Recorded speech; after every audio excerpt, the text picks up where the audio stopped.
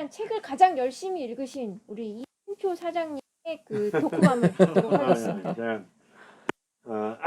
저는 이제 두 가지 정도로 이렇게 말씀드릴까 해요. 네. 첫째 한 가지는 저도 이제 태종 그 이방원이라는 그 드라마를 좀 보다가 요즘에 네, 방송에 중지로 이제 아쉬운데요. 우리가 학교에서 이제 배울 때 태종 이방원은 상당히 과격한 사람, 그렇게 배웠어요. 저도 그분이 문신으로서 이렇게 살았던 거를 이제서 알았어요. 전부 계속 왜냐하면 정몽주를 뭐 철새로 죽이고 이런 무관이 아니면 할 수 없는 일이라고 생각을 했는데, 근데 아까 이제 역사적인 이번에 태종 이방원을 역사의 사실에 가장 가깝게 서술하려고 노력했다. 그거를 만약에 믿는다는 전제로 본다면, 이방원이는 이 두 번의 왕자의 날 겪어가지고 밑에 동생들 다 죽이지 않습니까? 근데 물론 배다른 동생이. 근데 여기 드라마를 보면서 제가 굉장히 인상 깊었던 건 뭐냐면 작은 어머니죠. 자기를 낳지 않는 계모라고 해야죠. 계모라고 해야 하나요? 두 번째 엄마한테, 엄마가 상당히 이방원에 대해서 믿음을 갖지 않고 그 다음에 이제 박대를 하려고 하는 것이 나와요. 그래서 무슨 생각이 드냐면 그냥 죽인 게 아니라 괴롭히거나 건들거나 분노하게 만들었거나, 그거를 보면서 역사가들이 어떤 시대에 어떻게 또 사람들한테 알려주는가, 이거 엄청나게 중요하다고 저는 생각을 해요. 그래서 사극을 만들 때도 우리 다소 재미가 없더라도 진실에 가깝게 만들어야 한다는 거, 그거를 저는 말씀을 드리고 싶고요. 그 다음에 이제 하나는, 저는 이제 지금 강주 민주화 운동이라는 말씀 좀 꺼낼게요.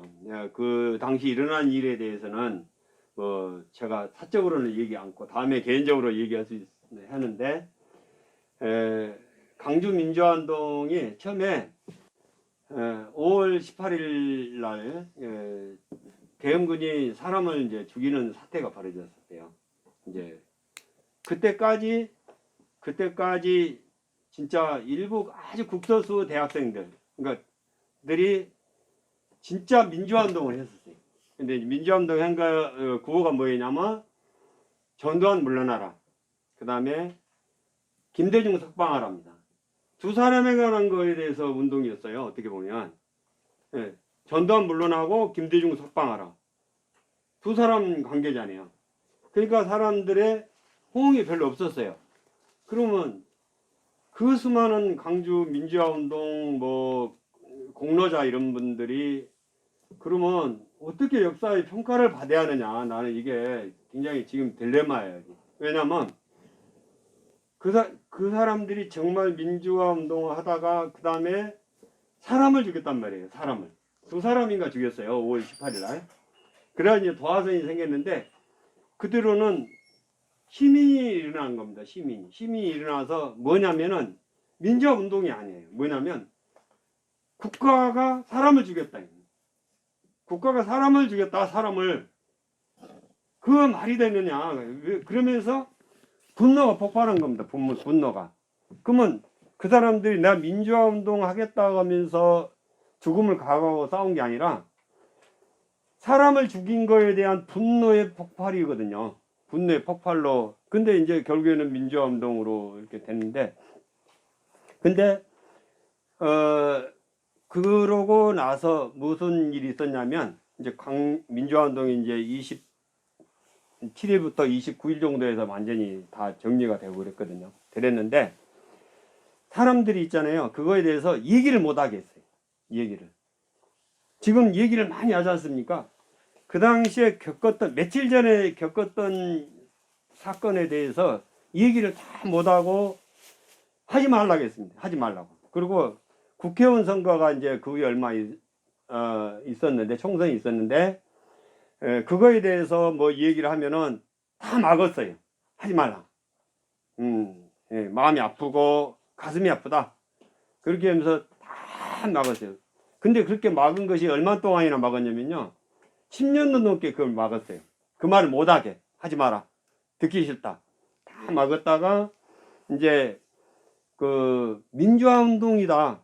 강주 사태가 아니고 민주화 운동이다 하는 시점부터 얘기를 좀 하게 됐는데 진짜 그 당시에 세상에 당하고 그 당시에 임했던 사람들은 그 지금도 말을 안 했으면 좋겠어요.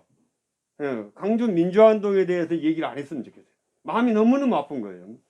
너무 아파요. 지금도 저는 그 뭐죠 그때 지금 부르고 있던 임을 향한 행진곡인가요? 그거를 부를 수가 없어요. 그냥 앞마디만 부르면 막 눈물이 나와가지고 도저히 부를 수가 없거든요. 그러면 강주 민주화 운동은 어떻게 규정했으면 좋겠느냐 이렇게 물어본다면 저는 이렇게 대답하고 싶어요. 강주 시민 학살 사건, 나는 강주 시민 학살 사건으로 불렀으면 좋겠어요.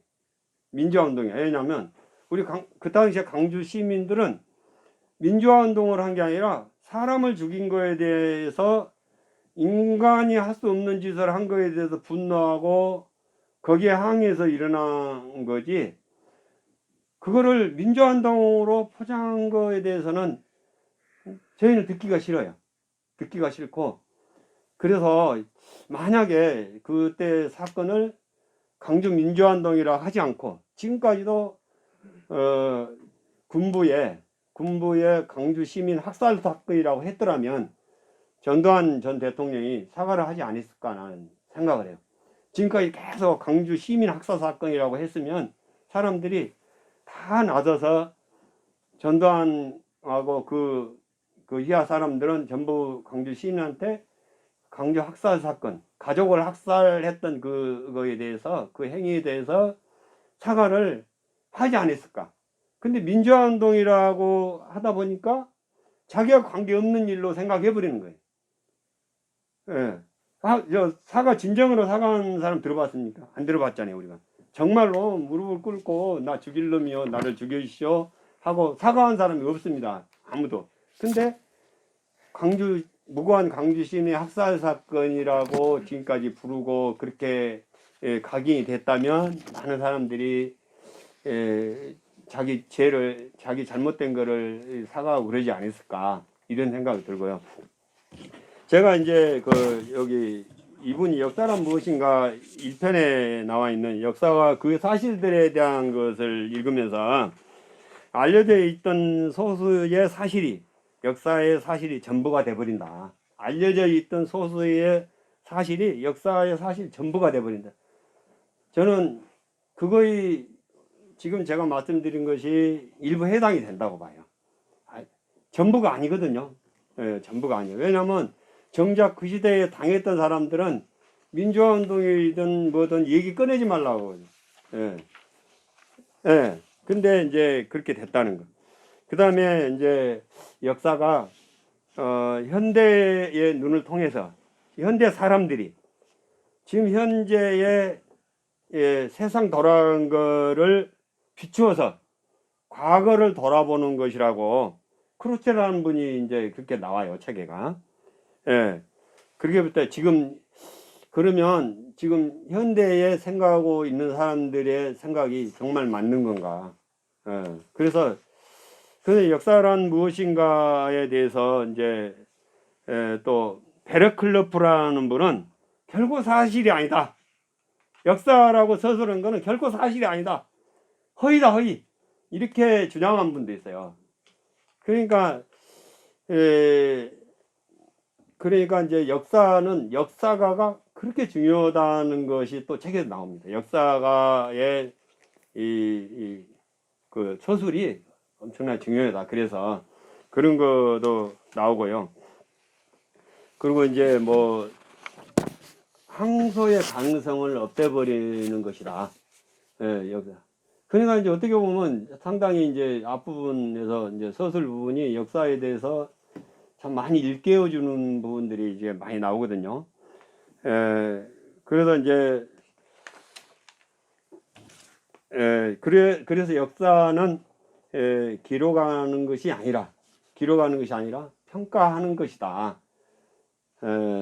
근데 이제 그거를 어떻게 평가를 하느냐, 누가 평가를 하느냐, 또 받아들인 사람은 또 어떻게 받아들이냐, 이게 가장 계속 숙제로 우리가 이제 대대로 숙제로 안고 가야 하는 것이 역사가 아닌가, 저는 그렇게 말씀드리고 싶습니다.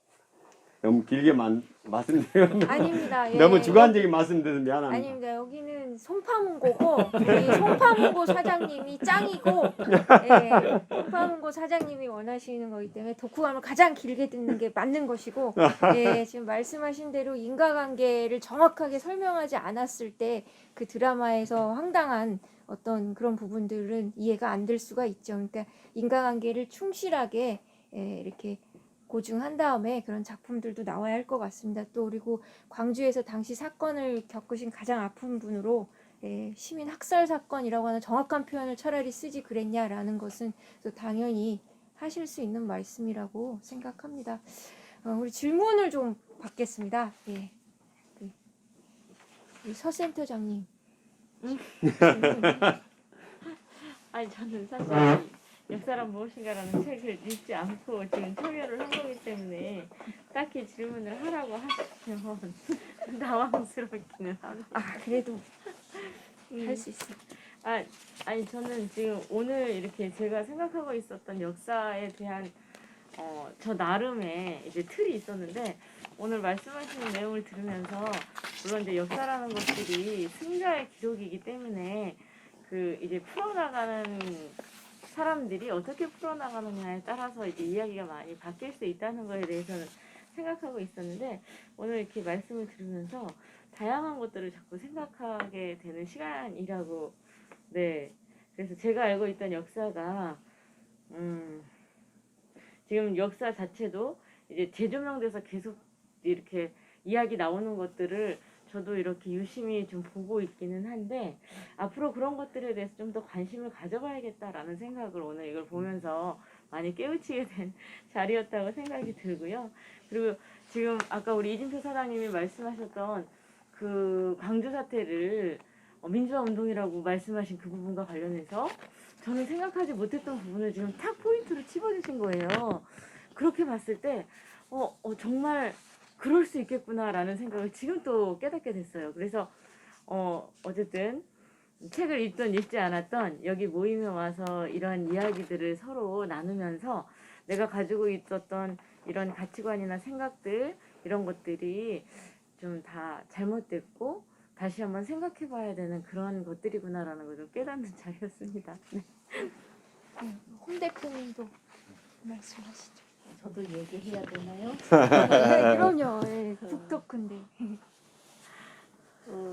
저는 지금 이 이야기를 들으면서 이렇게 생각했어요. 물론 이제 나라에 대한 역사도 있겠지만 개인에 대한 역사도 있어요.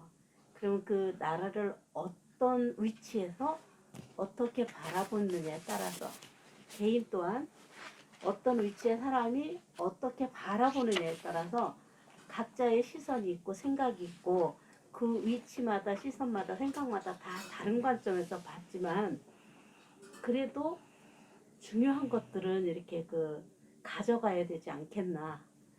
그리고 이제 또 말씀하신 것처럼 저도 이제 그 광주 사태에 대해서 직접 경험하지 못했지만 영화로서 많이 봤어요.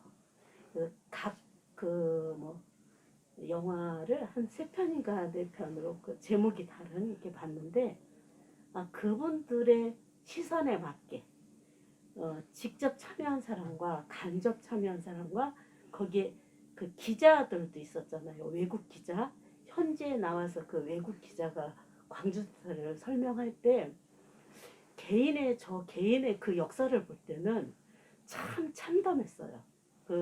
이게 대한민국에서 일어났다는 그 자체도 참담했지만 그런 것들이 그때는 바로잡지 못하더라도 후세가 그걸 바로 볼 수 있다면 그다음 후세들은 좀 시정해 가지 않을까, 이런 아픔이 겪지 않을까, 이런 것들로 지금 두 가지 얘기를 나누고 있는데 지금 그렇게 생각하고 들었습니다.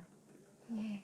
말씀하신 대로 우리가 이제 누워서 이렇게 생각을 해보면 우주 안에 우리 점 같은 그런 미미한 또 존재입니다. 그렇지만 또 우리가 기록을 통해서 또 계속 자기의 어떤 개인 역사와 사회에 대한 평가를 남긴다면 그 또한 또 이제 그 다음 오는 우리 후손들한테는 의미 있는 어떤 그런 기록이 될 거라고 생각하고 역사에 참여할 수 있지만 또 역사로 희생당할 수 있는 우리 어떤 맞아요. 그런 관계에 대해서 말씀을 잘 해주신 것 같습니다.